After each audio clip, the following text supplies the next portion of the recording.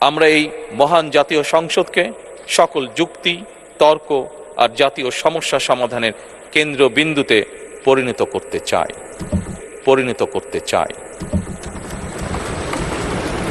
সম্মানিত সদস্যবৃন্দ, নতুন সংসদ যাত্রা শুরু করার সময় সংসদের সাবেক স্পিকার কিংবা ডেপুটি স্পিকার উপস্থিত থাকার কথা ছিল, কিন্তু পতিত পরাজিত বিতাড়িত ফ্যাসিস্ট সরকারের জনবিরোধী এবং গণবিরোধী কর্মকাণ্ডের ফলে যে জনরোষ তৈরি হয়েছিল তাতে এই মহান সংসদের সাবেক স্পিকার বা ডেপুটি স্পিকারকে খুঁজে পাওয়া যায়নি।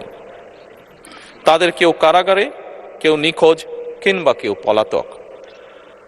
দীর্ঘ ১.৫ দশকের ফ্যাসিবাদী এবং তাবেদারি শাসন শোষণের পর জনগণের ভোটে নির্বাচিত প্রতিনিধিদের নিয়ে আজ আমাদের এক বিশেষ পরিস্থিতিতে জাতীয় সংসদের কার্যক্রম শুরু হতে যাচ্ছে।